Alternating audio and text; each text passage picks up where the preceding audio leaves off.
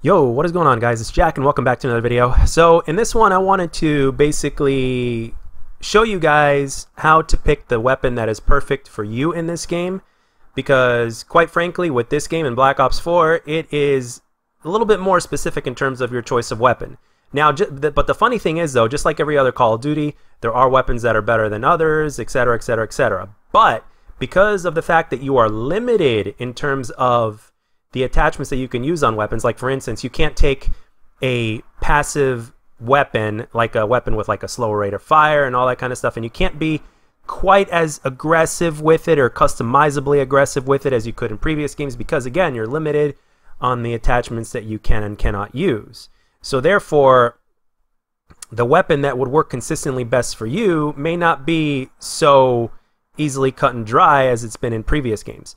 Now, can you take a passive-aggressive weapon and rush with it, or a passive weapon rush with it? Yes, you can. I mean, it is Call of Duty, but yet at the same time, you're still limited in the ways that you can rush with it, as opposed to using the right kind of weapon that's literally built for that kind of style of play. So let's get right into it without wasting any more of your time. So first you have to determine two things. The first thing you have to determine is what kind of style do you play? Are you more passive? Are you more aggressive? Or are you somewhere in between? The next step is to basically decide your weapon class. Now, since this is Call of Duty, you can be aggressive with, let's say, a sniper rifle. I think with the quick scoping and all that kind of stuff, I mean, it's pretty much been proven. But at the same time, as you guys notice, even though snipers in this game can, for instance, they can jump shot and do all sorts of crazy shit that they're supposed to be a little bit more limited on because of the way this game is built. It doesn't necessarily mean that it's going to work quite as well and as consistently as, let's say, for instance, a Maddox or a certain submachine gun, depending on the map and all that kind of stuff. Sometimes it is map dependent in terms of what weapon class you use. But at the same time, again, this is Call of Duty, so on Nuketown you can certainly use a sniper rifle, you can certainly use an LMG with a slow fire rate. You can use pretty much any weapon in any setting. That's part of what makes Call of Duty, is you can switch it up at any time. But again, if you're looking for that consistency, if you're looking at what your personal best weapon is, it doesn't necessarily mean that that because the pros use this weapon or whatnot, that it may or may not be the best weapon for you. Now, if you are playing competitive, then I would probably say that that's the only exception. Like if you're playing competitive, then obviously the SOG or the Maddox or the ICR are probably your go-to weapons. And I believe the Paladin is the sniper rifle of choice as well. And I think also that the Spitfire may be, I think it's been recently buffed from everything the way it feels. So I wouldn't be surprised if I saw that in competitive in the next tournament whenever that happens. So basically those are going to be your weapons when it comes to competitive, sure. And by the way, why are those weapons used in competitive? Is it because they're the best weapons? Not completely necessarily, and I'll tell you why.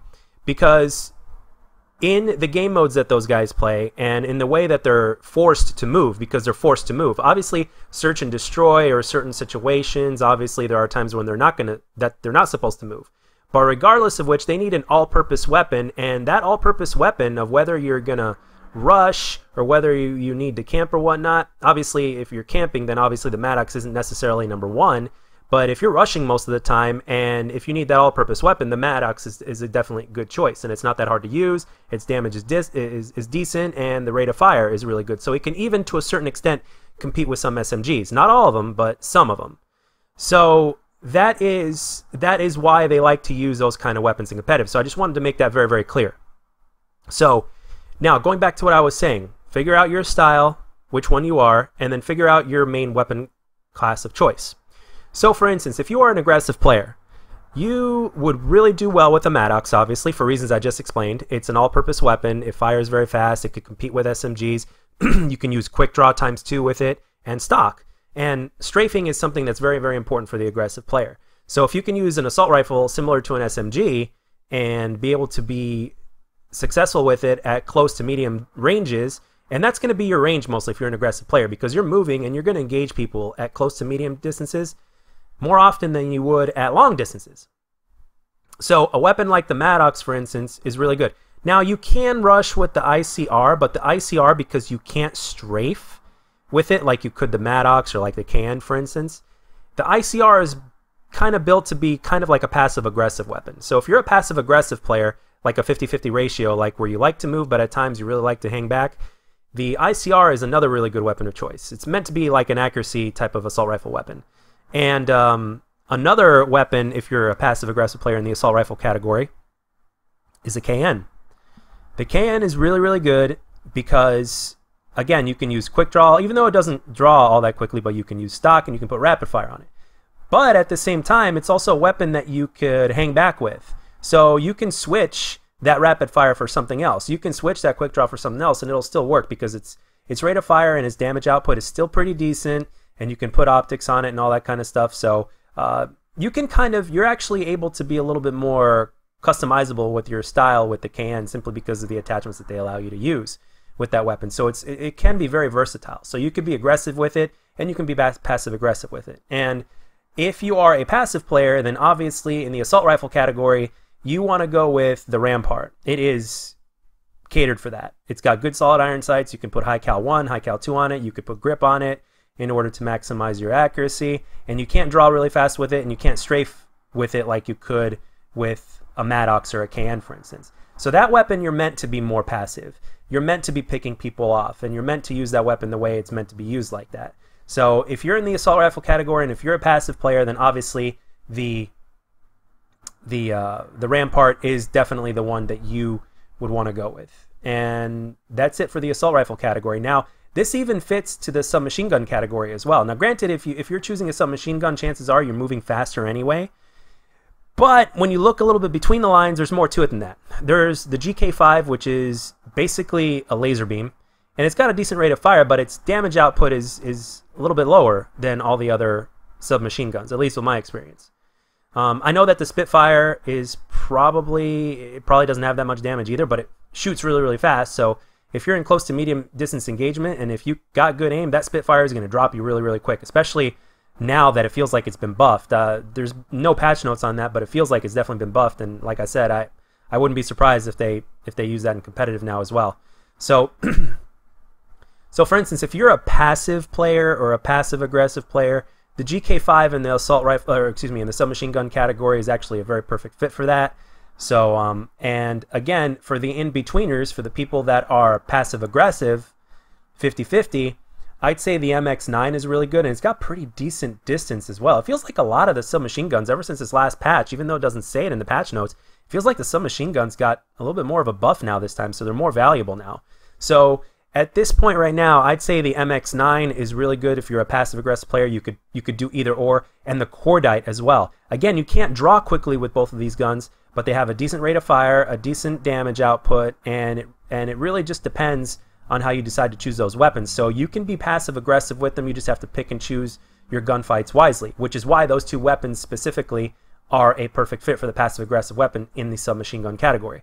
All right, and obviously, if you are an aggressive player, then you can't go wrong with the SOG 9mm as well as the Spitfire, especially now. So those are your go-to guns when it comes to being an aggressive player in the submachine gun category. And for the light machine gun category, again, or the sniper rifle category, again, these weapons are built to be a little bit more passive, but at the same time, if you're passive-aggressive, you can pretty much use any light machine gun or sniper rifle. Again, it's all about picking and choosing.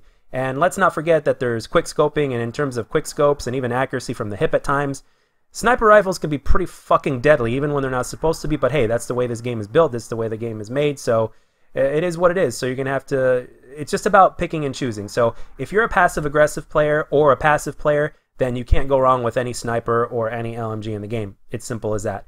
And if you're an aggressive player, obviously you want to choose the light machine gun that basically allows you to use stock and also allows you to quick draw. And the Hades is also good if you're aggressive because of its rate of fire, but again, you're still kind of limited simply because of the fact that you can't strafe because you can't put stock on it. And I'm not sure about quick draw or whatnot. Again, I don't use that many LMGs to begin with. They are definitely good in this game, but again, the slowest firing LMG is the one you want to use if you're either a passive-aggressive or a passive player, and the faster LMG's rate of fire you want to use if you're a passive-aggressive or aggressive player. But just beware that with the Hades, the one that fires the fastest, you're not going to be able to strafe like you would with the other one. I think it's the Titan, I believe, because you can't use stock on it. So just be aware of that. So again, you're going to still have to pick and choose. You can be aggressive, but at the same time, again, pick and choose. All right, and that is pretty much it. Obviously, you can also be aggressive. If you're playing hardcore, you can be aggressive with pistols, and you can be aggressive with pistols even in core.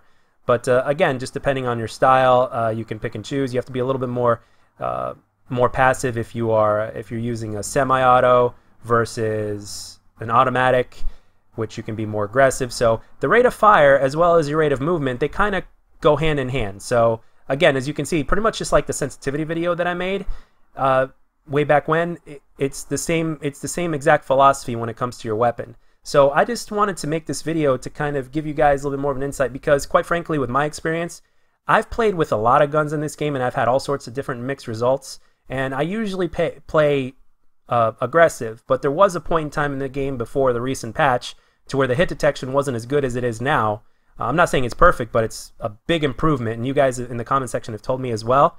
One of the things that I've noticed was that it was forcing me to play more passive simply because of that. So I was experimenting with more different weapons, such as the Rampart and all that kind of stuff, and that's what I learned from my experience. And with this game, again, because you're so limited on the attachments, you're going to have to be a little bit more specific on which weapon works best for you. Because ultimately, with the way the team balancing works in this game, no matter what kind of player you are, whether you're a noob or whether you're a pub stomper or whatnot, whatever happens in pub matches, there are certain weapons that are just going to work best for you, and you're going to need to call upon those weapons when that time comes, whether you're facing a full team or whether you're facing just one or two other players that are really, really good in the lobby.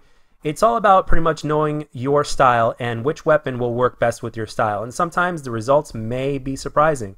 It's not always about the Maddox or the SOG 9mm. Again, it really just depends on your style, and I'm pretty sure that you guys, even before seeing this video, have experienced those kind of results as well, to where sometimes the quote-unquote best weapon in the game can work for you, but then at the same time there are times that you might have been frustrated with that weapon because it wasn't as consistent for you. And that's the reason why I made this video. It's all about finding the weapon that will work most consistently for you when you need it most. And that was pretty much my experience, and that's my go-to. And again, for me personally, the Maddox works really well, the Spitfire works really well, the Can works really well, although it doesn't work as good for me as the Maddox does.